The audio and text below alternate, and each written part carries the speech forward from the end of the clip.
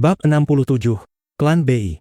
Changyang Ba ingin menolak usulan Jian Chen untuk pergi sendirian, tetapi Jian Chen bersikeras dengan keputusannya. Jadi pada akhirnya, Changyang Ba tidak punya pilihan selain setuju.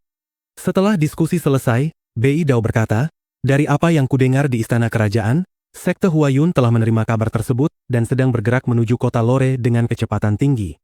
Mereka akan sampai di kota Lore paling lambat sore hari. Jadi sebaiknya kau segera mengirim Changyang Xiangtian pergi dari kota Lore. Jika tidak, akan terlambat menjelang malam." Wajah semua orang kembali muram.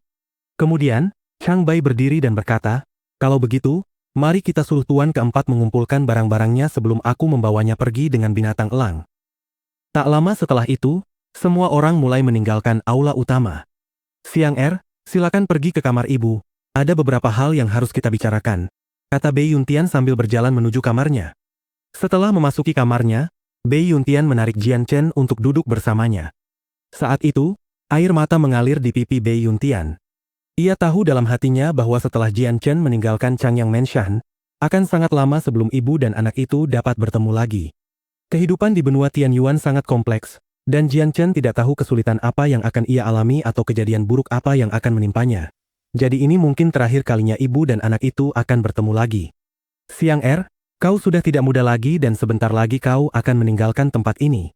Jadi ada beberapa hal yang harus ibu ceritakan padamu terlebih dahulu."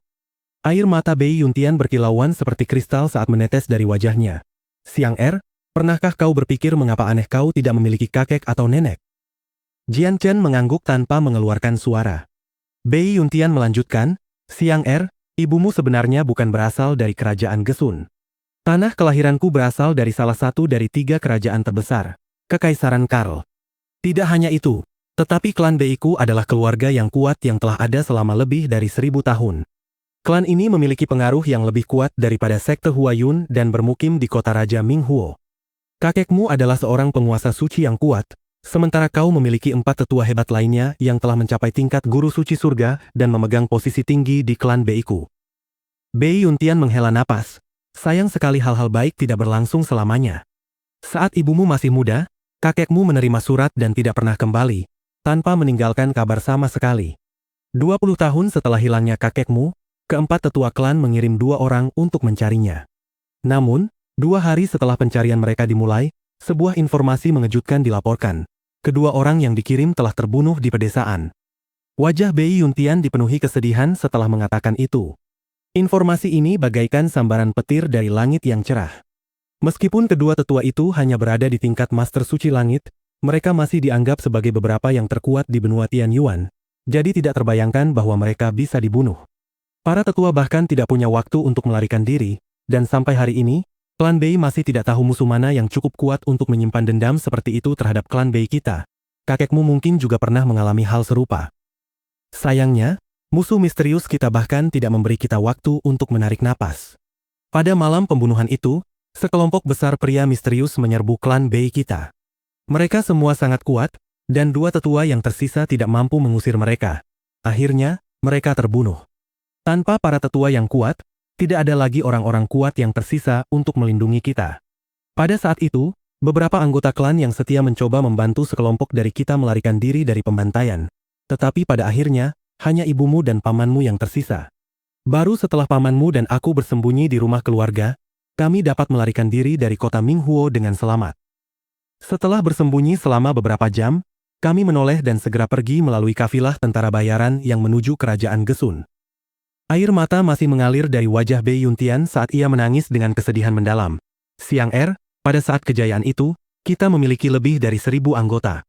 Tetapi hingga hari ini, yang tersisa hanyalah pamanmu dan kita berdua. Kau harus ingat bahwa kau tidak hanya memiliki darah klan Changyang di dalam dirimu, tetapi juga darah klan Bei.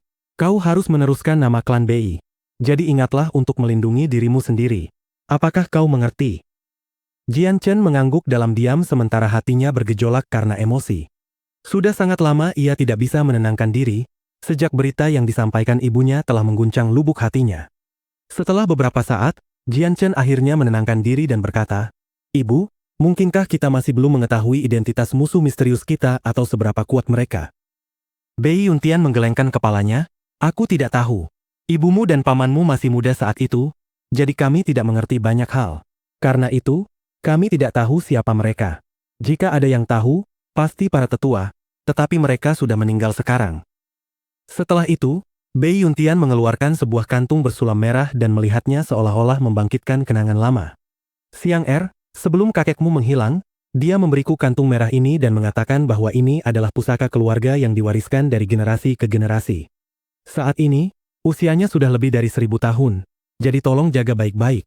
Orang-orang misterius itu kemungkinan besar telah memusnahkan klan Bei kita untuk mendapatkan harta karun seperti ini.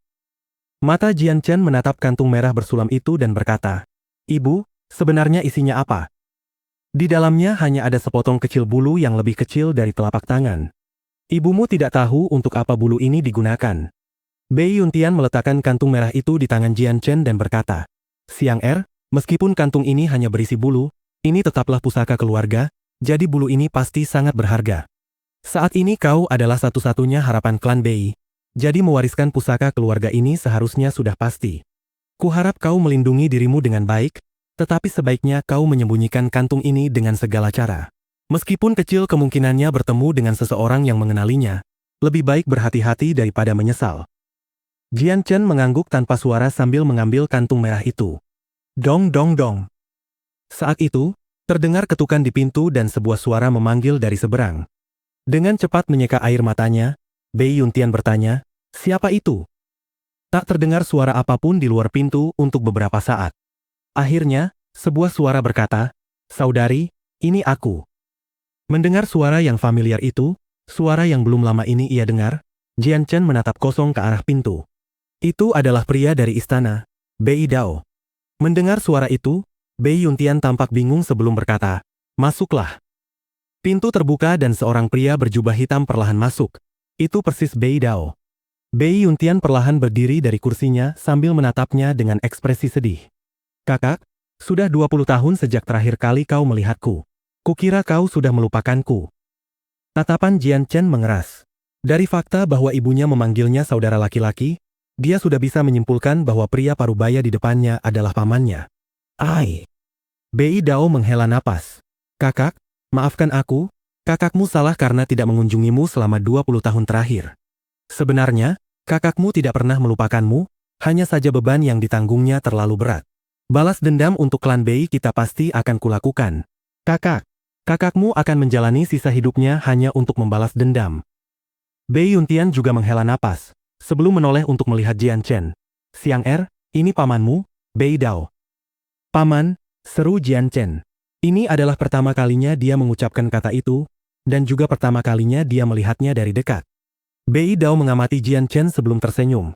"Siang Tian, aku telah mendengar tentangmu. Kabar tentang prestasimu telah bergema di seluruh ibu kota, dan bahkan telah dibisikkan di dalam istana kerajaan. Kau benar-benar layak menjadi keturunan klan Bei kami.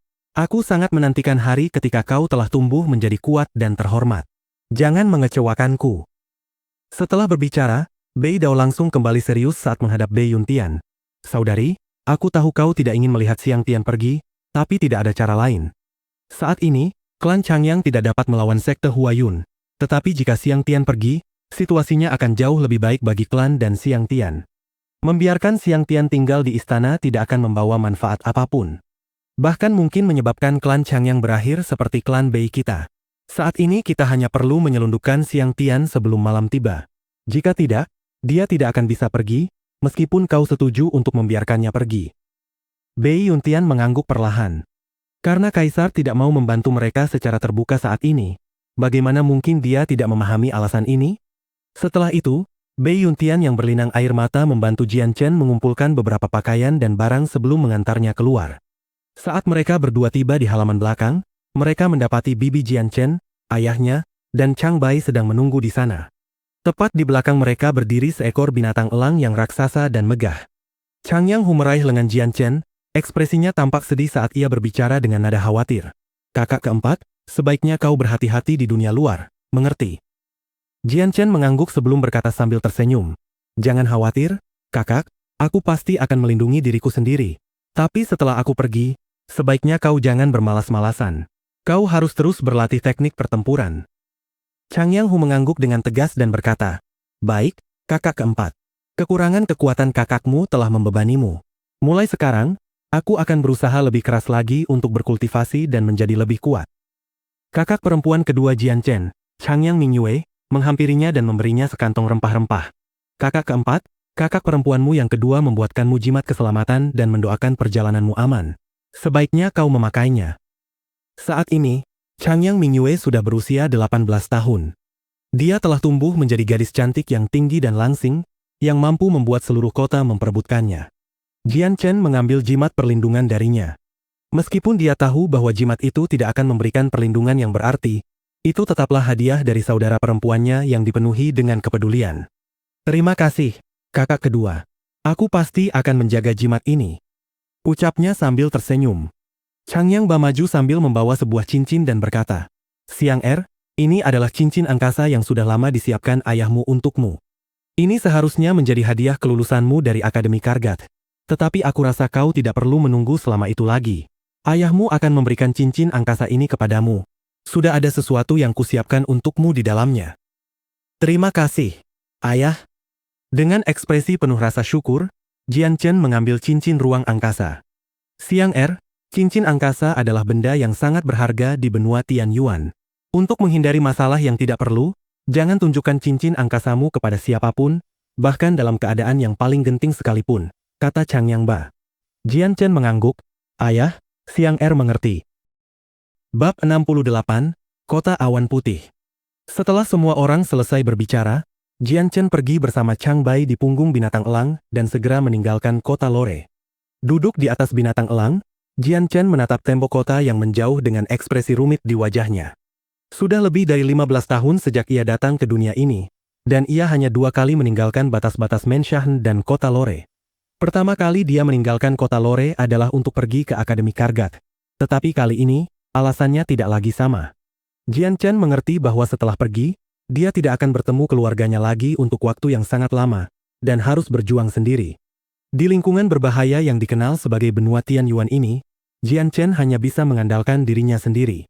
Jian Chen sendiri tidak berpikir dia akan bisa bertemu keluarganya lagi, tetapi dia telah membaca dari buku-buku bahwa dunia ini didominasi oleh yang kuat. Benua Tianyuan jauh lebih berbahaya daripada dunia sebelumnya, dan meskipun dia memiliki kekuatan yang cukup untuk usianya, tidak ada jaminan atas apa yang mungkin terjadi. Chang Bai duduk di leher binatang elang dan menatap Jian Chen. Tuan keempat, mulai hari ini Anda akan sendirian. Harap berhati-hati saat Anda melakukan perjalanan melalui benua Tianyuan. Aku tahu apa yang harus dilakukan, Chang Bai, kata Jian Chen tanpa menoleh. Chang Bai berhenti sejenak untuk menatap Jian Chen dengan rasa ingin tahu sebelum menghela napas karena ia tak punya kata-kata lagi untuk diucapkan.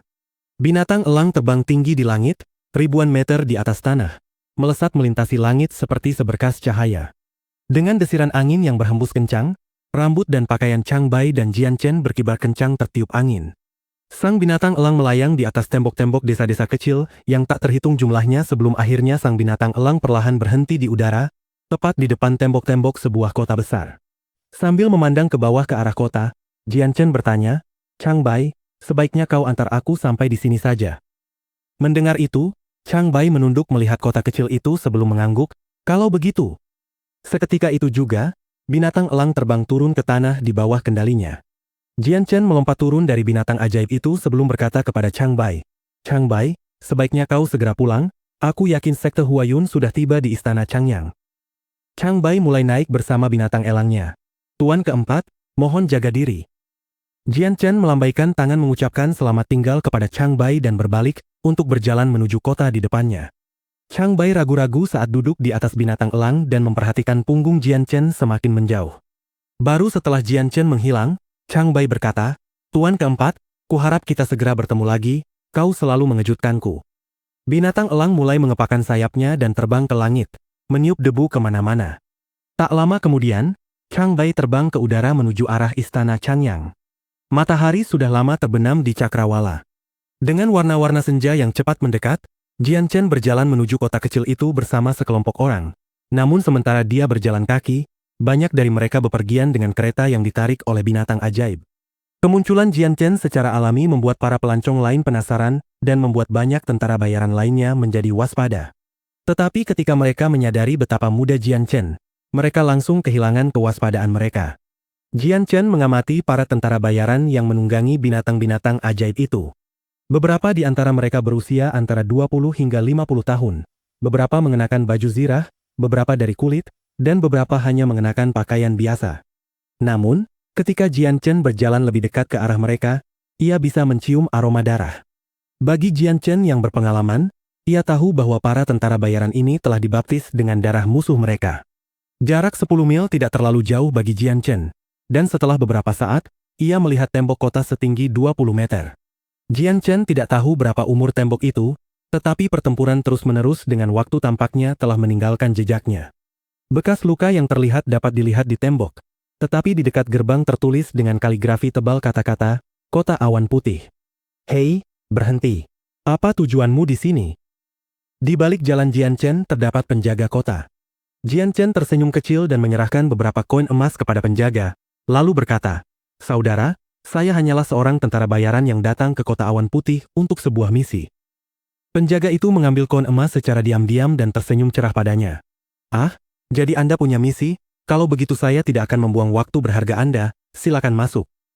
Setelah memasuki kota, Jian Chen berjalan sejauh 3 km menyusuri jalan, dan tiba di bagian kota yang sangat ramai. Meskipun hari sudah senja, jalanan masih dipenuhi orang-orang yang bergegas dari toko ke toko dan melakukan berbagai macam urusan. Jalan-jalan itu dilapisi dengan bebatuan yang tampak berkilauan. Karena jalannya begitu rata, bahkan jika sebuah iring-iringan kendaraan melaju dengan kecepatan penuh di atasnya, para penumpang tidak akan merasakan guncangan sedikit pun. Karena lapar, Jian Chen mengusap perutnya perlahan sambil berjalan menuju restoran terdekat. Sudah seharian penuh sejak terakhir kali ia makan, jadi perutnya sudah mulai protes. "Selamat datang, tamu."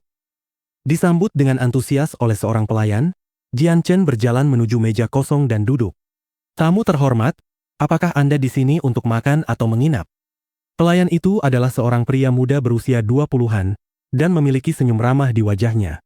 Jian Chen memandang para tentara bayaran gaduh lainnya di dalam restoran dan berkata, "Bahkan mereka yang menginap pun butuh makan, apa yang bisa dimakan di sini?"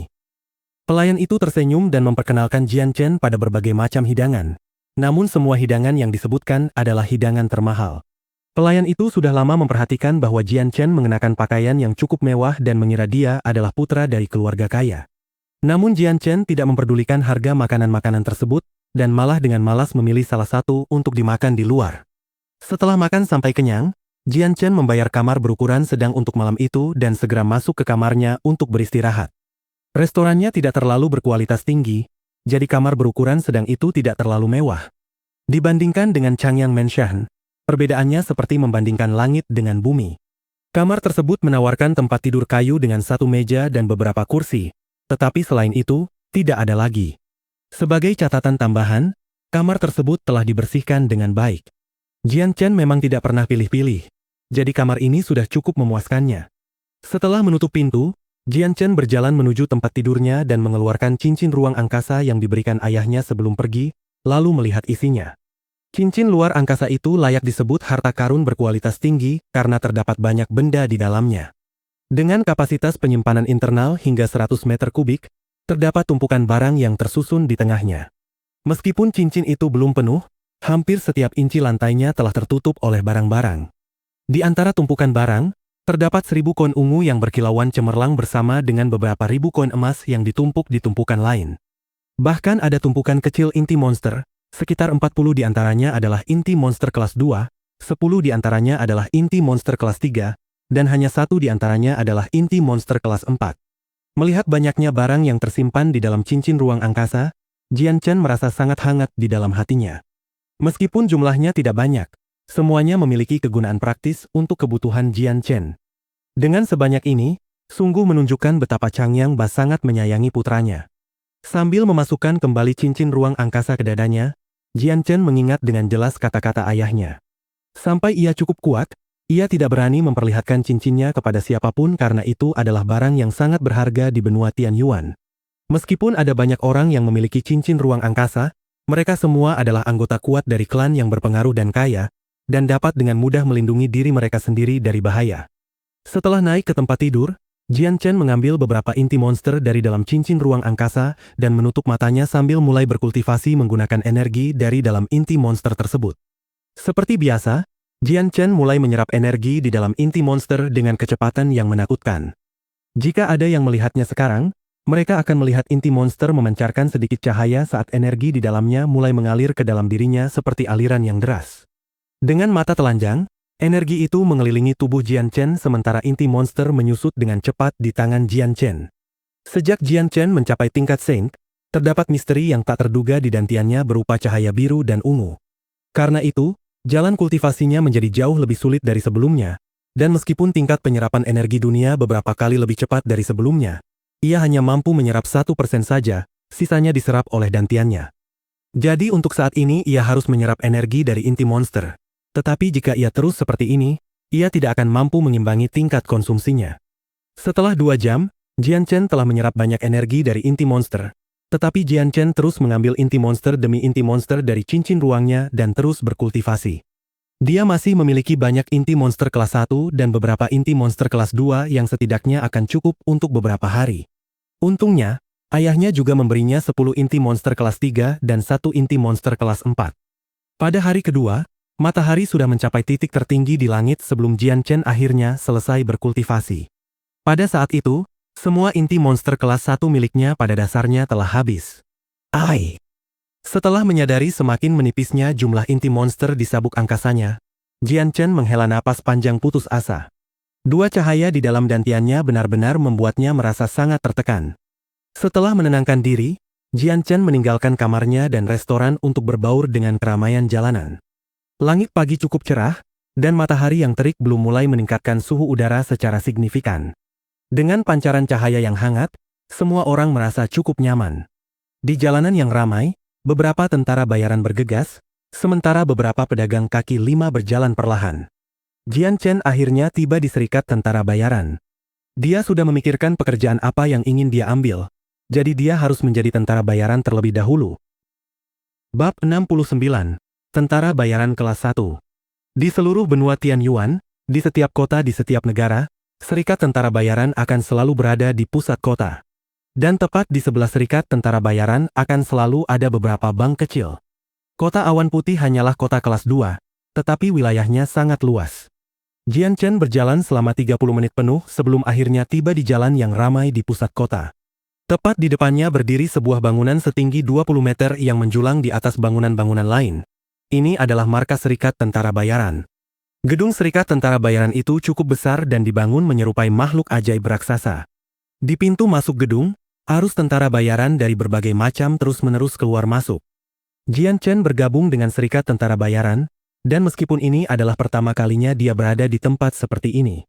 Namun, karena dia ingin menjadi tentara bayaran yang berpengalaman, dia telah membaca tentang hal-hal seperti ini di perpustakaan akademi. Serikat tentara bayaran dipenuhi banyak orang di dalamnya, dan antrean di loket bisnis sangat panjang. Semua loket penjualan dipenuhi orang-orang yang mencoba menyerahkan misi mereka. Namun di bagian terdalam gedung, terdapat loket pendaftaran tentara bayaran dengan suasana dingin dan sunyi. Jian Chen berjalan ke jendela itu dan berkata, "Halo, saya ingin mendaftar sebagai tentara bayaran." Orang yang bertugas di loket ini adalah seorang pria tua yang tampak berusia sekitar 60 tahun. Meskipun sudah tua, seluruh wajahnya merah dan matanya bersinar terang penuh emosi. Pria tua itu memandang Jian Chen dengan acuh tak acuh dan berkata datar, "Untuk menjadi tentara bayaran, seseorang harus terlebih dahulu menjadi seorang saint. Apakah kau sudah mencapai level itu?" "Aku sudah mencapai tingkat saint," jawab Jian Chen. Pria yang lebih tua itu mengamati Jian Chen dari atas ke bawah sebelum memberikan selembar kertas dan bertanya, "Siapa namamu?" "Jian Chen." Jian Chen jelas tidak ingin menggunakan nama Changyang Xiangtian saat mencoba menyembunyikan dirinya. Jadi dia malah menggunakan nama aslinya dari kehidupan sebelumnya sebagai nama samaran barunya. "Berapa umurmu tahun ini?" tanya pria itu. Mendengar itu, Jian Chen berpikir sejenak, 20 tahun. Jian Chen tidak mungkin menyebutkan usia sebenarnya karena seorang saint pada usia 15 tahun adalah pemandangan yang sangat langka di benua Tianyuan. Jika dia menyebutkan usia sebenarnya, itu mungkin akan menimbulkan masalah di kemudian hari yang tidak dia butuhkan.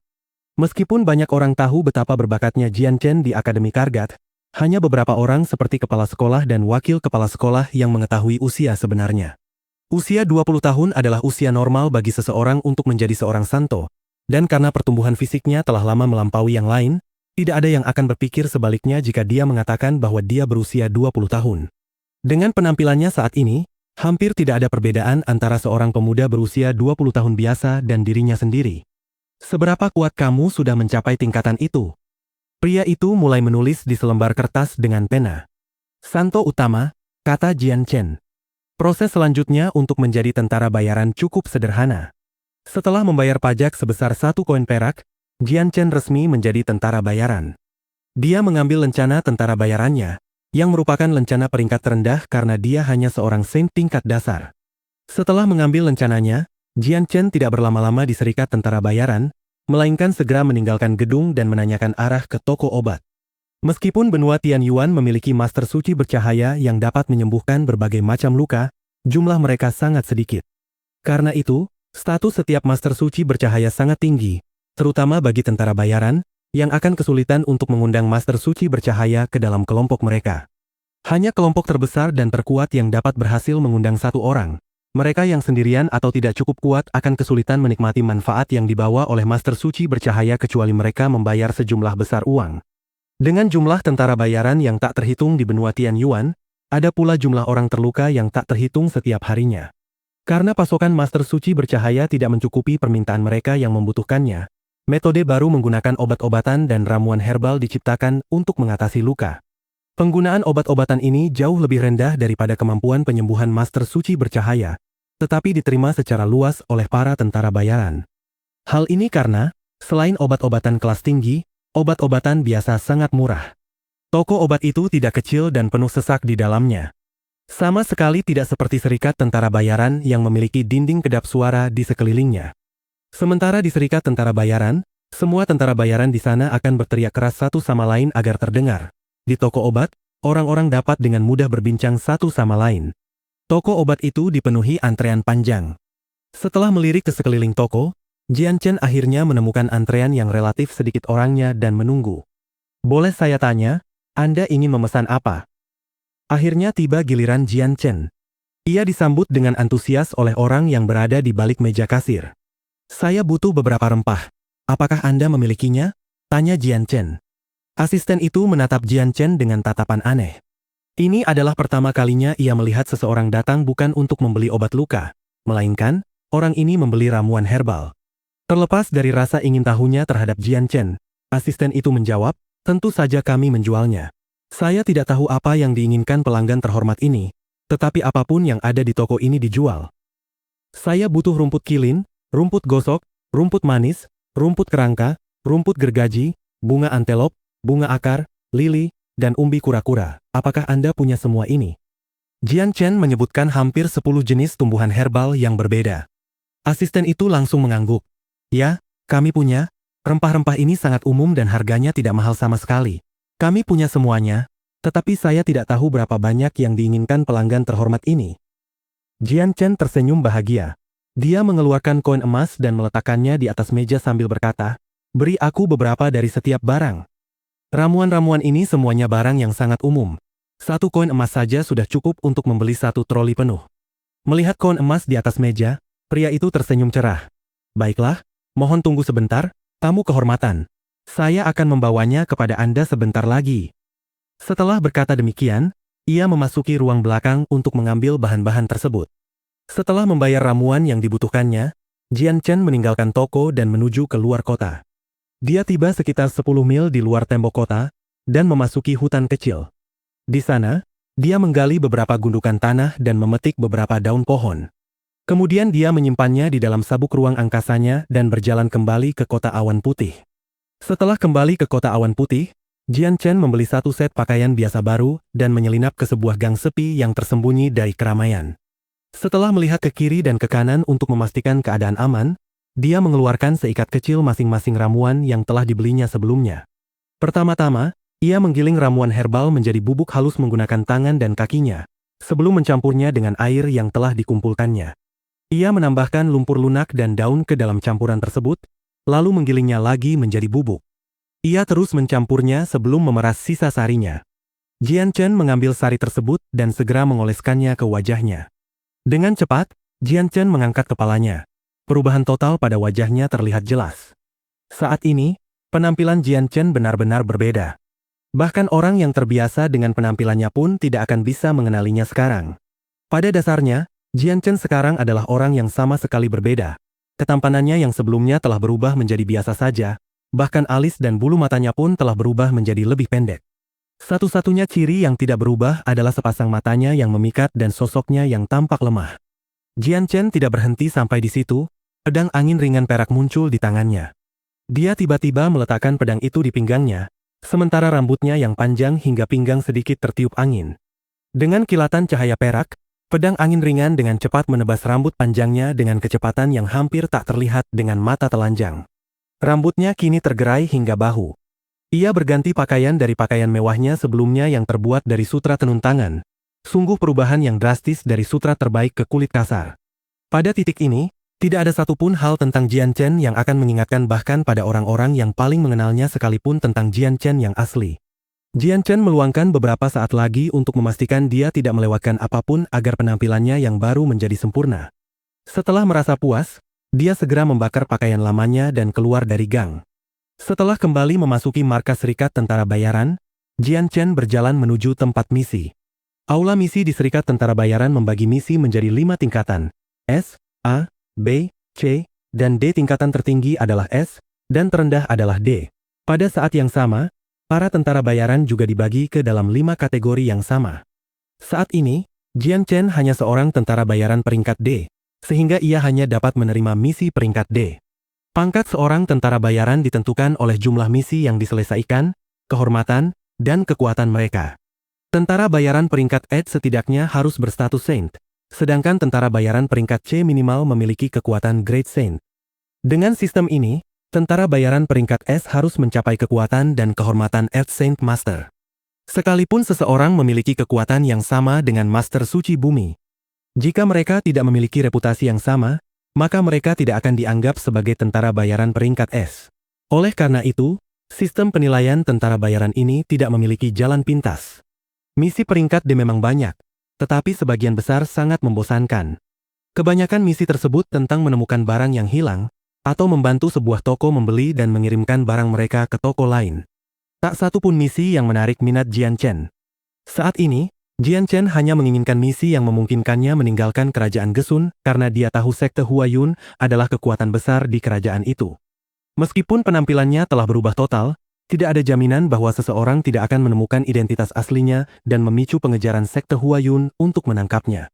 Untuk berjaga-jaga jika dia secara tidak sengaja mengungkapkan dirinya kepada sekte Huayun, akan lebih baik baginya untuk meninggalkan kerajaan Gesun ke tempat di mana sekte Huayun tidak memiliki kekuatan. Sayangnya, sangat sedikit misi peringkat D yang memungkinkan seorang tentara bayaran untuk bepergian antar negara. Sebagian besar misi seperti itu diperuntukkan bagi tentara bayaran peringkat lebih tinggi dan biasanya tidak pernah diberikan kepada tentara bayaran peringkat D. Jadi, ketika Jian Chen melihat seluruh daftar misi untuk tentara bayaran peringkat D, dia tidak melihat satu pun misi yang akan membawanya ke luar negeri. Sambil menghela napas dalam hati, Jian Chen meninggalkan Serikat Tentara Bayaran. Jika dia ingin meninggalkan kerajaan Gesun, dia harus mengandalkan perlindungan kafilah. Jika tidak, jika dia bepergian sendirian, dia akan diserang oleh sekelompok perampok yang bahkan dia sendiri kemungkinan besar akan kesulitan menghadapinya. Tetapi bahkan jika dia tidak bertemu perampok, benteng perbatasan adalah tempat yang tidak akan bisa dilewati Jian Chen dengan mudah. Bab 70. Meninggalkan kerajaan Gesun. Setelah meninggalkan Serikat Tentara Bayaran, Jian Chen berjalan menuju pasar. Dengan beragam barang dagangan yang dipajang, terdapat pula beragam pasukan bersenjata yang menjaga pasar sementara orang-orang berdagang. Dengan kehadiran mereka, tidak ada yang takut barang dagangannya dicuri. Namun ketika Jian Chen tiba, sudah ada orang-orang yang sibuk berdagang sementara yang lain berdatangan dan pergi dari daerah tersebut. Berbagai macam binatang ajaib ditunggangi oleh para penjaga, meskipun beberapa di antaranya hanyalah kuda biasa. Kuda sangat umum di benua Tianyuan.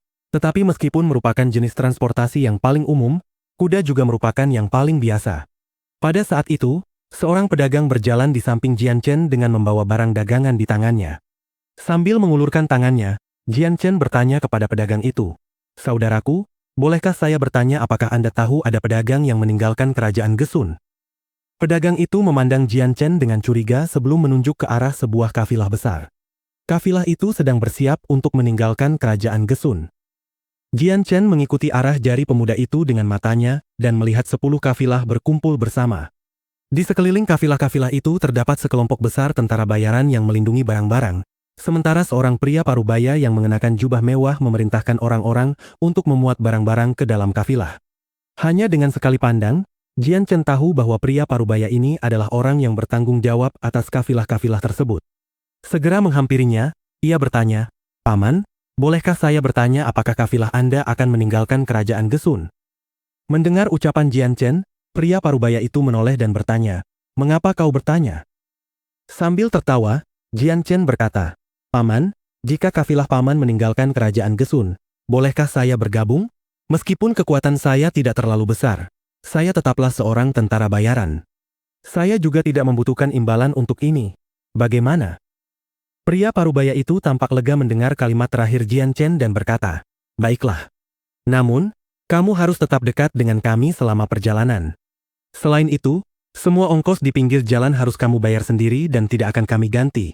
Terakhir, jika kami diserang, maka kamu harus membantu melindungi kelompok dan bertarung bersama kami." Di benua Tianyuan, sebagian besar tentara bayaran yang lebih lemah biasanya akan membentuk kelompok besar mereka sendiri, atau bergabung dengan kelompok kafilah untuk bepergian dari kerajaan ke kerajaan. Karena jalan yang menghubungkan kerajaan-kerajaan itu panjang dan berbahaya, ada kemungkinan besar untuk bertemu dengan perampok jalanan. Penyergapan dari makhluk-makhluk ajaib juga sering terjadi, dan di beberapa daerah, serangan-serangan itu terjadi berulang kali. Karena itu, setiap kafilah akan menyambut kehadiran tentara bayaran dengan tangan terbuka, dan umumnya tidak akan menolak siapapun. Lagi pula, bahkan satu orang pun dapat menambah kekuatan keseluruhan, dan dapat membantu melindungi nyawa seseorang. Jian Chen sama sekali tidak ragu untuk menyetujui syarat-syarat pria itu. "Karavan kita akan berangkat dalam 1 jam, jadi pergilah dan persiapkan diri." Setelah mengatakan itu, pria itu tidak lagi memperhatikan Jian Chen dan kembali memberi perintah kepada para pengangkut untuk bekerja. Setelah itu, Jian Chen menuju ke kandang kuda kota awan putih dan menghabiskan 50 koin emas untuk membeli seekor kuda. Sambil menuntun kuda itu kembali, dia dengan sabar menunggu kafilah berangkat. 1 jam berlalu dengan cepat saat Jian Chen menaiki kudanya dan mengikuti kafilah dari belakang. Para tentara bayaran yang awalnya disewa untuk melindungi kafilah menatapnya dengan penuh rasa ingin tahu, tetapi tidak ada yang mau berbicara dengannya. Karena ada 3 kelompok kafilah yang bergabung menjadi satu, tentu saja ada 3 kelompok tentara bayaran. Selain ketiga kelompok itu, ada juga banyak tentara bayaran yang pergi sendiri-sendiri. Karena bahaya yang tidak diketahui, kafilah-kafilah tersebut harus menggabungkan diri mereka sendiri dan para tentara bayaran mereka, sehingga totalnya sekitar 500 orang. Bahkan wajar jika seseorang mengenali wajah yang familiar. Tak lama kemudian mereka meninggalkan gerbang kota. Meskipun perwakilan kafilah memiliki beberapa pengawal dan tentara bayaran, dia tidak tinggal lama di gerbang, dan segera memerintahkan kafilah untuk bergerak keluar begitu negosiasi selesai. "Tunggu sebentar." Tepat sebelum semua orang sempat bergerak, seorang pria berbaju zirah turun dari menara kota dengan membawa gulungan kertas. Pria parubaya itu melewati gerbang kota dan menyerahkan gulungan itu kepada salah satu pengawal. "Ambil potret ini dan tempelkan di gerbang kota. Kemudian temukan pelukis potret terbaik dan kirim dia kepadaku. Aku ingin dia menduplikasi potret ini dan menempelkannya di mana-mana di kota. Jika ada yang dapat menemukan orang yang digambarkan dalam potret itu, tangkap dia, dan jika ada perlawanan, bunuh dia." "Baik, Pak." Seorang prajurit mengambil gulungan itu dan segera menempelkannya ke tembok kota. Gambar di potret itu adalah buronan kriminal di kerajaan Gesun. "Perhatikan baik-baik sekarang. Cari orang ini di setiap kota yang kalian singgahi. Dengan segala cara, kalian tidak boleh membiarkan penjahat itu lolos. Apakah kalian mengerti?" Pria itu mengulangi dengan nada memerintah yang terdengar jelas bahkan dari jauh. Saat pengawal itu memasang potret tersebut di gerbang kota, semua orang melirik sosok di dalamnya. Orang itu tampak berusia tidak lebih muda dari 16 tahun, dan tidak lebih tua dari 20 tahun. Meskipun orang itu tampak sangat muda, parasnya tampan dan benar-benar terlihat sangat hidup meskipun itu hanya sebuah gambar. Siapapun yang menggambar potret ini adalah seorang maestro seni sejati. Setelah memasang potret itu, pria tersebut melambaikan tangannya ke arah perwakilan karavan. "Itu saja, Anda bisa pergi sekarang." Tanpa gangguan lebih lanjut, kafilah mulai bergerak kembali. Namun, jumlah penjaga di gerbang kota telah bertambah dari 10 menjadi 100. Setiap penjaga akan memeriksa setiap orang yang masuk atau keluar gerbang, lalu membandingkannya dengan orang dalam potret tersebut. Ketika Jian Chen hendak keluar dari gerbang, dia melihat potret di gerbang itu, dan matanya menajam. Orang dalam potret itu memiliki penampilan aslinya. Melihat ini, Jian Chen tak kuasa menahan rasa takut di hatinya mengenai sekte Huayun. Kota ini berjarak ribuan mil dari kota Lore. Dia baru meninggalkan kota Lore kemarin dan tiba di kota Awan Putih tadi malam. Namun, sekte Huayun tidak hanya berhasil mengabadikan penampilannya dalam sebuah potret, tetapi mereka juga mampu dengan cepat mengirimkan potret-potret itu ke kota yang berjarak ribuan mil jauhnya. Efisiensi semacam ini membuat siapapun gemetar ketakutan, dan Jian Chen ragu bahwa sekte Huayun hanya mengirimkan potret ke kota Awan Putih. Saat ini, dia takut hampir setiap kota di kerajaan Gesun memiliki surat perintah penangkapannya. Jian Chen diam-diam merasa gembira dengan keputusannya untuk mengubah penampilannya. Jika tidak, dia akan kesulitan untuk melarikan diri dari kota Awan Putih. Saat Jian Chen menunggang kudanya ke depan, kedua prajurit di gerbang itu menatapnya dengan tajam. Namun, penampilan Jian Chen sudah berubah. Dia benar-benar berbeda dari sebelumnya. Jika orang-orang yang mengenalnya saja tidak bisa mengenalinya, lalu bagaimana mungkin orang asing bisa mengetahui siapa dia? Tanpa halangan lagi, Jian Chen bergabung dengan tentara bayaran lainnya dan meninggalkan kota Awan Putih dalam barisan panjang. Tujuan akhir ketiga kafilah itu adalah negara tetangga, Kerajaan Angin Biru. Namun karena kafilah-kafilah itu membawa banyak barang berharga, mereka berjalan dengan lambat. Meskipun benteng perbatasan tidak terlalu jauh, mereka membutuhkan waktu 2 atau 3 hari berjalan kaki untuk mencapai perbatasan, dan menyeberang ke Kerajaan Angin Biru akan membutuhkan waktu setengah bulan lagi. Jian Chen memandang kafilah besar itu. Kafilah itu tidak menggunakan kuda biasa untuk menariknya, melainkan 4 hewan ajaib kelas 1 yang dibiarkan khusus untuk tujuan ini. Di sekeliling hewan-hewan ajaib itu terdapat beberapa tentara bayaran yang menunggangi hewan ajaib mereka sendiri. Tak satu pun dari mereka terlihat lemah. Pria yang tadi diajak bicara Jian Chen juga ada di sana. Tampaknya mereka semua juga melindungi kafilah tersebut. Jian Chen diam-diam menyadari bahwa di dalam kafilah tengah terdapat bos, atau setidaknya seseorang yang penting. Hal ini karena kafilah tersebut mewah, dan masih ada 2 kafilah lain di sampingnya. Butuh sekitar 4 hari bagi rombongan kafilah untuk mencapai benteng perbatasan, yang berupa tembok panjang yang membentang bermil-mil jauhnya. Tingginya 50 meter dan tebalnya 20 meter. Dari kejauhan, tembok besar ini tampak seperti naga panjang yang membuat orang gemetar kagum. Jian Chen menatap dinding di depannya yang diselimuti bayangan. Di bawah perlindungan dinding, matahari terbenam sepenuhnya terhalang, dan area di depan dinding sepenuhnya diselimuti kegelapan. Pemandangan ini cukup untuk membuat orang yang belum pernah melihat pemandangan seperti ini gemetar kagum, karena mereka merasa seolah-olah dinding itu adalah kekuatan yang menakutkan dan mendalam. Ini adalah pertama kalinya Jian Chen melihat tembok kerajaan Gesun. Ada rasa kagum di benak Jian Chen saat ia memandanginya. Di dunianya sebelumnya, ia telah melihat banyak tembok, tetapi tidak ada satupun yang dapat dibandingkan dengan ini. Tembok terbesar yang pernah dilihatnya setinggi 20 meter, tetapi tembok di depannya ini setinggi 50 meter. Itu seperti membandingkan orang dewasa dengan anak kecil. Tembok yang luar biasa. Aku bahkan tak bisa membayangkan berapa lama waktu yang mereka butuhkan untuk membangun tembok sebesar ini. Jian Chen menghela napas kagum. Mendengar perkataannya, tentara bayaran yang berkuda tepat di sebelah Jian Chen menahan tawanya. Tembok sebesar ini adalah hal biasa di benua Tianyuan. Hampir setiap kerajaan memiliki tembok dengan kaliber seperti ini. Tentara bayaran itu memandang Jian Chen dan berkata, "Jika kau belum pernah ke salah satu dari 3 kekaisaran besar, maka izinkan aku memberitahumu. Setiap tembok memiliki tinggi setidaknya 100 meter dan ketebalan 50 meter. Tembok kota kecil ini bahkan tidak bisa dibandingkan." Jian Chen menoleh untuk melihat tentara bayaran yang berbicara kepadanya. Pria itu tampak berusia sekitar 20 tahun dan memiliki wajah yang kecoklatan. Dengan pakaian kulit kasar yang dikenakannya, pria itu tampak cukup biasa.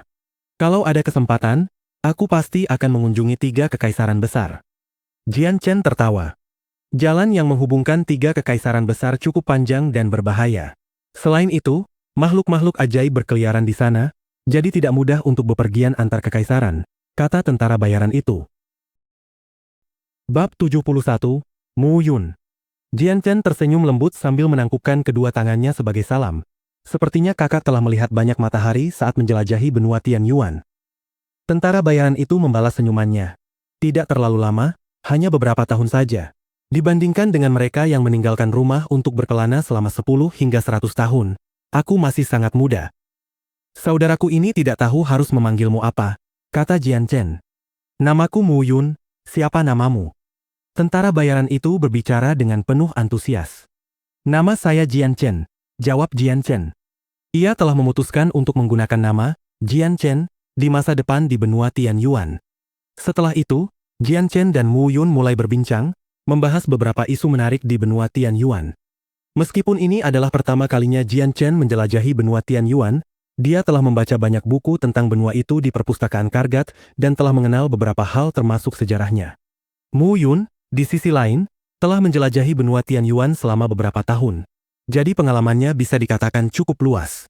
Keduanya sebenarnya saling melengkapi dengan baik dan saat mereka dengan antusias berbicara satu sama lain, tanpa disadari mereka membentuk ikatan yang erat. Saat kafilah semakin mendekati gerbang benteng perbatasan, Jian Chen memperhatikan sebuah potret yang dipaku di sisi salah satu gerbang. Pada potret itu, tertulis nama Changyang Xiangtian dengan hadiah besar yang tercetak di bawahnya. Jika orang-orang memiliki petunjuk atau informasi tentang keberadaan Changyang Xiangtian yang terbukti benar, maka mereka akan diberi hadiah 1000 koin ungu. Jika informasi mereka mengarah pada penangkapan orang tersebut, maka mereka akan diberi hadiah tambahan 4000 koin ungu. 1 koin emas cukup untuk memberi makan keluarga kecil beranggotakan 3 orang selama lebih dari sebulan, dan 1 koin ungu setara dengan 100 koin emas.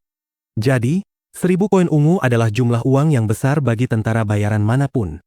Dengan jumlah yang cukup besar, tentara bayaran manapun, atau siapapun, akan dapat membeli rumah yang bagus dan menghabiskan sisa hidup mereka tanpa lagi khawatir soal keuangan.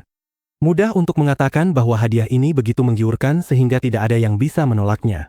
Hadiah terbaik yang bisa diharapkan orang dari perjalanan adalah menangkap Changyang Xiangtian. Jika mereka berhasil menangkap dan menyerahkannya kepada sekte Huayun, maka mereka akan mendapatkan hadiah 10.000 koin ungu. Melihat hadiah besar untuk penangkapannya, mata Jian Chen yang biasanya tanpa emosi berkilat dingin. Sekte Huayun, kalian benar-benar menganggapku hebat sampai menawarkan hadiah sebesar itu dan menyebutku sebagai buronan di seluruh kerajaan Gesun. Bayangkan, kalian bahkan menggunakan serikat tentara bayaran untuk mencariku. Jian Chen mencibir dalam hati, namun, ia merasakan sedikit rasa putus asa. Di benua Tianyuan, kekuatan menentukan segalanya, dan kekuatannya sendiri saat ini tidak mencukupi.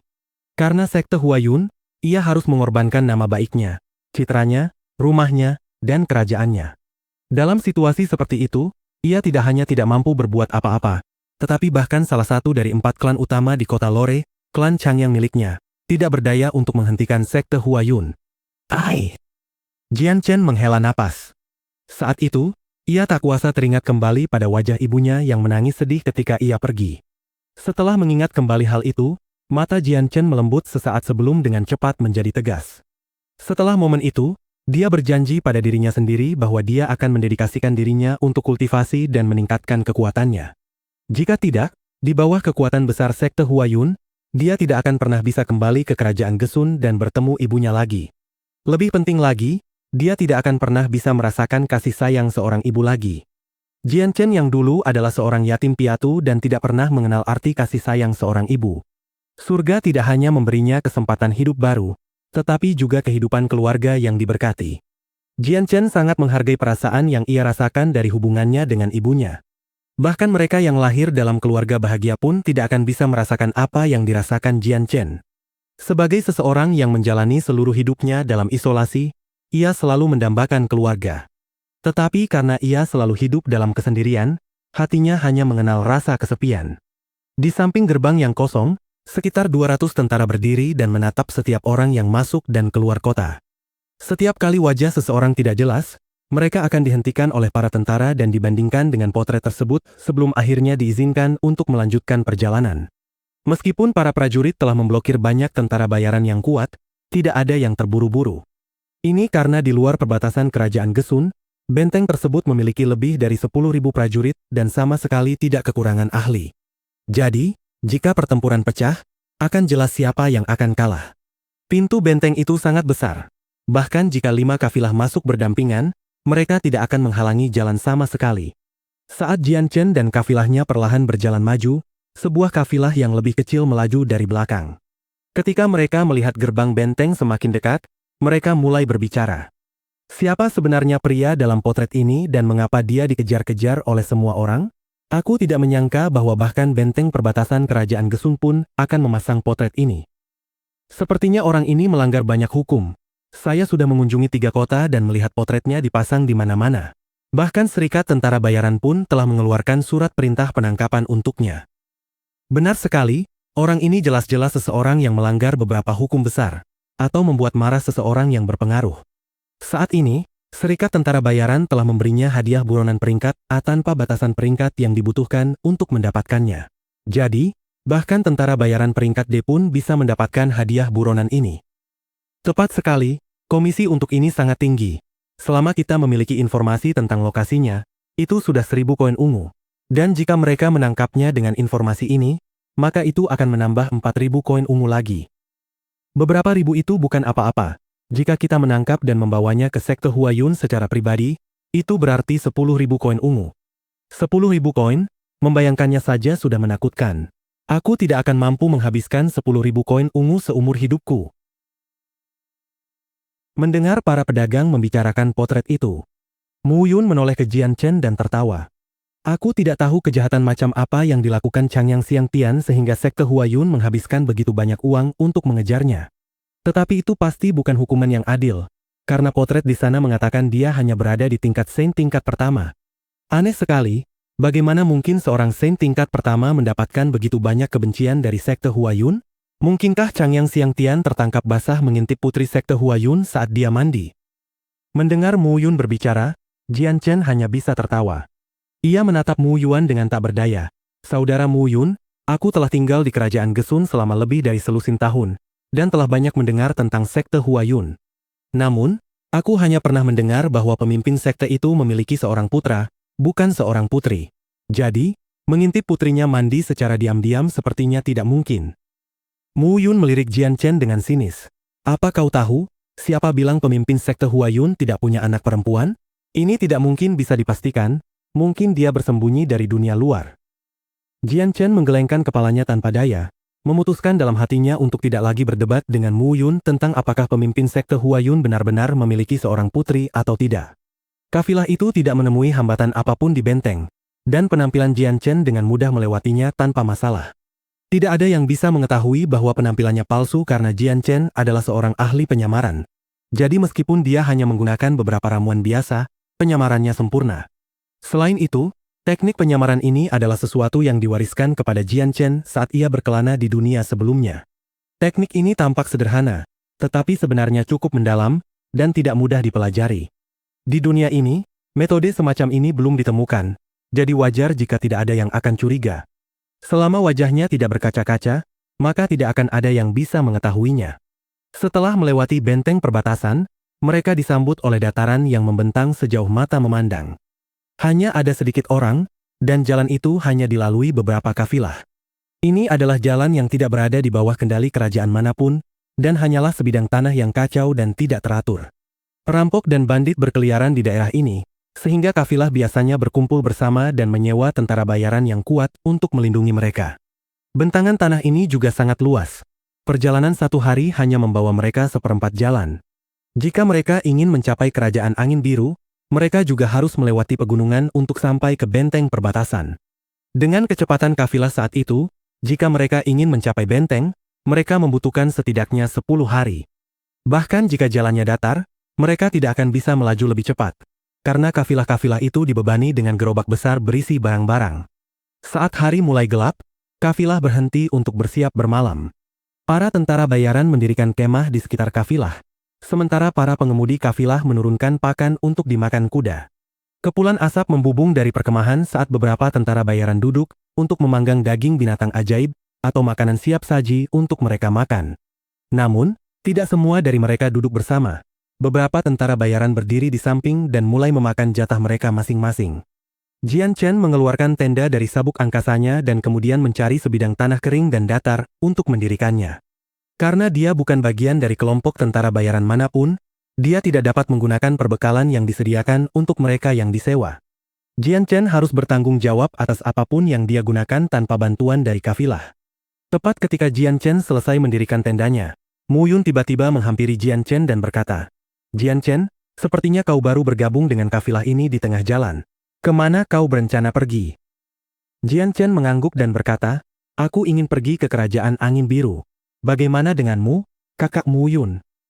Mu Yun tertawa dan berkata, "Aku ingin pergi ke kerajaan Sangkar, yang berarti aku harus melewati kerajaan angin biru." Sambil berbicara, tangannya juga mengeluarkan sebuah tenda dari sabuk angkasanya dan dia mulai mendirikannya tidak terlalu jauh dari tenda Jian Chen. Bab 72. Bandit Tanpa Batas. Saat senja tiba, Jian Chen menghabiskan bekalnya dan masuk ke tendanya. Dengan inti monster kelas 1 di tangan, ia mulai berkultivasi. Sekarang ia sedang menjelajahi benua Tianyuan, akan ada bahaya yang mengintai di setiap sudut. Ini berarti ia harus kuat agar tetap aman.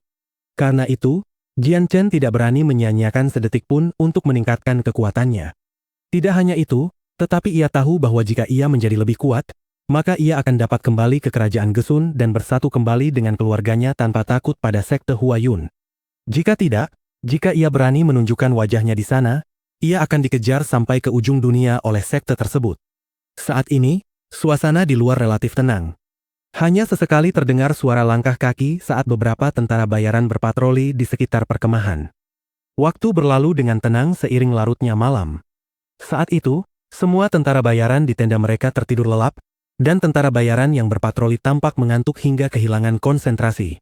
Tepat saat itu, sebilah pedang gelap berkilat. Pedang itu melesat di bawah kegelapan malam dan tanpa suara menebas leher salah satu tentara bayaran yang sedang berpatroli. Kilatan gelap itu jelas merupakan hasil kekuatan seorang pembunuh, dan dengan suara gemericik tanpa suara, tentara bayaran itu jatuh ke tanah dan tewas. Kilatan gelap itu bergerak di udara dengan senyap dan cepat. Tak seorang pun bisa merasakan kedatangan pedang itu. Karena area perkemahan luas, dan targetnya adalah seorang tentara bayaran yang berdiri sendirian di tempat terpencil, tidak mungkin ada yang menyadari kematiannya sebelum dia jatuh ke tanah. Tepat saat tentara bayaran pertama jatuh ke tanah, kilatan gelap yang tak terhitung jumlahnya melesat ke arah perkemahan dan membunuh semua tentara bayaran yang berpatroli agak jauh dari perkemahan. Jian Chen tidak terlalu jauh dari perkemahan, jadi ketika para tentara bayaran jatuh ke tanah, ada satu yang jatuh hanya sekitar 30 meter dari Jian Chen. Telinga Jian Chen yang sedang duduk bersila bergetar mendengar suara itu, dan matanya tiba-tiba terbuka lebar. Melihat sekeliling, Jian Chen membungkuk untuk membuka sedikit tirai tenda agar bisa melihat apa yang terjadi di luar. Saat Jian Chen membuka tirai tendanya untuk memeriksa apa yang terjadi di luar, kilatan cahaya lain terlihat melesat menembus seorang tentara bayaran yang sedang berpatroli. Seperti yang lainnya, pria ini juga jatuh ke tanah tanpa suara. Mata Jian Chen membelalak kaget melihat pemandangan itu. Jelas baginya bahwa kafilah sedang diserang, tetapi dengan pengalaman sebelumnya, dia tidak panik. Dengan suara menggelegar dari tendanya, dia berteriak, "Hati-hati semuanya, kita sedang diserang." Jian Chen mengeluarkan raungan keras yang terdengar jelas di seluruh perkemahan. Dengan peringatannya, perkemahan yang sebelumnya tenang itu menjadi gaduh ketika tentara bayaran yang tak terhitung jumlahnya berhamburan keluar dari tenda mereka. Hanya dalam sekejap, ratusan tentara bayaran yang membuat keributan telah muncul di perkemahan yang sebelumnya tidak terganggu. Kata-kata Jian Chen sama familiar bagi semua orang yang pernah berkelana di seluruh benua Tianyuan. Mereka yang hidup dengan senjata sangat peka terhadap suara. Jadi ketika mereka mendengar Jian Chen, mereka segera bergegas keluar dari tenda mereka. Namun, saat semua orang bergegas keluar dari tenda mereka melihat sekeliling dan hanya bisa melihat tentara bayaran mereka sendiri tanpa tanda-tanda musuh. Musuh? Di mana musuhnya? Siapa yang berteriak tadi? Aku tidak melihat siapapun. Di mana musuhnya? Siapa bajingan yang berteriak serigala itu? Banyak tentara bayaran mulai berteriak marah. Jika mereka menemukan orang yang berbohong itu, maka dia tidak akan dibiarkan lolos begitu saja. Tidak bagus, Kapten Lang Tian, penjaga Du Mulan telah meninggal. Saat banyak tentara bayaran mengumpat dengan keras, teriakan lain terdengar nyaring di atas yang lain, menyebabkan banyak dari mereka menoleh. Mendengar itu, setiap tentara bayaran menoleh ke arah teriakan itu dalam keheningan total. Pada saat yang sama, 3 kilatan cahaya lainnya melesat ke arah kelompok itu, dan menghantam tepat di dada 3 tentara bayaran. 3 tentara bayaran yang terkena serangan bahkan tidak sempat berteriak sebelum mereka ambruk ke tanah. Namun sebelum mereka sempat menyentuh lantai, 3 kilatan cahaya lainnya melesat keluar dan merenggut nyawa 3 tentara bayaran lainnya. Berkas cahaya hitam tak henti-hentinya melesat ke arah para tentara bayaran. Di bawah kegelapan malam, sulit bagi orang-orang untuk mengetahui dari mana cahaya itu berasal atau kemana arahnya. Karena cahaya itu melesat dengan cepat, selusin tentara bayaran telah tewas dalam serangan itu sebelum ada yang sempat bereaksi. Pada saat itu, seorang tentara bayaran akhirnya berteriak ketakutan. "Hati-hati, musuh menyerang." Tetapi sebelum dia menyelesaikan kalimatnya, seberkas cahaya melesat ke arahnya dan membunuhnya. "Semua berpencar dan berlindung," teriak seorang tentara bayaran lainnya. Dia adalah seorang pria parubaya bertubuh besar dengan bekas luka di wajahnya. Dua palu merah muncul di tangannya saat dia menyerbu ke arah sumber serangan. "Kapten Langtian, hati-hati." Melihat pria itu menyerbu ke arah musuh, banyak tentara bayaran berteriak cemas. Saat pria itu maju menyerang, beberapa lusin tentara bayaran yang lebih kuat mulai mengikuti jejaknya, dan mulai bergegas menuju sumber serangan tersebut. Namun, berkas-berkas cahaya itu terus melesat. Kali ini mereka mengubah target dan mulai mengenai para tentara bayaran yang mulai mendekati mereka. Meskipun serangan ini dilakukan terburu-buru tanpa mengetahui semua informasi, selusin tentara bayaran ini bukanlah orang yang lemah. Kapten Langtian yang masih menyerang mengayunkan palu merah kembarnya dan menerangi area di sekitar mereka seperti lentera yang menyala. Saat melihat dua kilatan cahaya menuju ke arahnya, Langtian mencibir dan mengayunkan palunya, menghantamkan cahaya-cahaya itu menjauh darinya. Saat keduanya saling berbenturan, palu Langtian menghancurkan seluruh pancaran cahaya. Diam-diam, cahaya itu menghilang. Meskipun cukup kuat untuk merenggut nyawa orang lain, palu itu tidak cukup kuat untuk menahan serangan sebenarnya. Para tentara bayaran di belakang Langtian juga tidak lemah, dan tanpa rasa takut, senjata suci mereka mulai terbentuk dan menghancurkan cahaya hitam yang diarahkan kepada mereka. Pada saat itu, situasi lain terjadi. Sebuah siulan melengking memecah keheningan.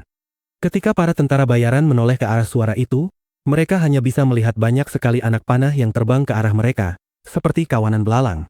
Melihat banyaknya anak panah, beberapa lusin tentara bayaran segera menghentikan serangan mereka dan berlindung. Ding ding ding ding. Anak panah itu langsung mengenai senjata suci mereka, menciptakan suara yang riuh. Langtian dan beberapa tentara bayaran lainnya tidak repot-repot menghentikan serangan mereka. Menghadapi badai panah, banyak tentara bayaran hanya menggeram keras dan menggunakan kekuatan suci mereka untuk membungkus diri mereka sepenuhnya. Meskipun lapisannya sangat tipis, daya pertahanannya sangat kuat.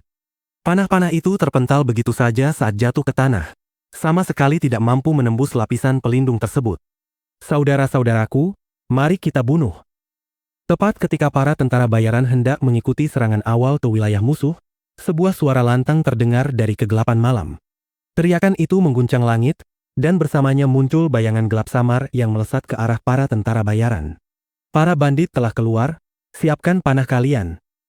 Di dalam perkemahan tentara bayaran, seorang tentara bayaran berteriak untuk memperingatkan mereka saat banyak dari mereka mulai memasang anak panah pada busur mereka. Membidik sosok-sosok yang tampak samar itu, mereka menunggu jarak yang tepat sebelum menembak. Jian Chen berdiri di pinggiran medan pertempuran, matanya menajam saat ia menatap bayangan-bayangan yang datang. Meskipun mereka masih relatif jauh dari perkemahan dan malam telah membuat jarak pandang hampir nol, Jian Chen dapat menghitung beberapa ratus bayangan. Jumlah ini tidak lebih rendah dari jumlah tentara bayaran itu sendiri. Terlebih lagi, dengan badai panah baru-baru ini, beberapa tentara bayaran telah terbunuh, semakin mengurangi jumlah mereka. Api! Pada saat itu, para bandit sudah memasuki jarak tembak.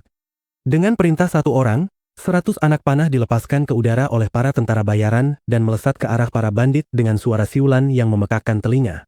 Di antara para bandit itu ada beberapa yang kuat, tetapi sebagian besar dari mereka cukup lemah sehingga beberapa lusin dari mereka menjadi korban hujan panah.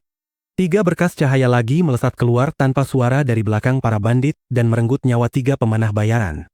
3 berkas cahaya itu meninggalkan lubang kecil seukuran jari di tubuh mereka saat mereka jatuh ke tanah. Frekuensi kemunculan garis-garis cahaya itu tinggi dan selalu berkelompok 3-3. Dalam waktu singkat, total 9 pemanah tewas. Melihat luka-luka pada mayat para tentara bayaran, seorang pria parubaya berseru, "Hati-hati semuanya, ada seorang santo dengan atribut gelap di antara para bandit." Saat dia berbicara, 3 pancaran cahaya lainnya melesat ke arah pria yang baru saja berbicara. Pria parubaya itu sama sekali tidak lemah. Wajahnya mengeras saat sebuah kapak berkilauan muncul di tangan kanannya, yang kemudian ia gunakan untuk menebas garis-garis cahaya hitam. Bang! Berkas cahaya hitam itu berbenturan dengan kapak pria parubaya tersebut, menyebabkan ledakan suara yang dahsyat sebelum keduanya menghilang. Pria itu sedikit gemetar saat wajahnya mengeras. Sialan, musuh memiliki 3 saint dengan atribut kegelapan yang merupakan pemanah ahli. Di daerah ini, hanya Boundless Bandits yang memiliki kekuatan seperti ini. Wakil Kapten Liu, apa yang kau katakan? Mungkinkah mereka ini adalah bandit tanpa batas? Astaga, ini dia geng bandit tanpa batas. Sungguh bencana, tak kusangka kita bertemu dengan Boundless Bandits. Bersambung.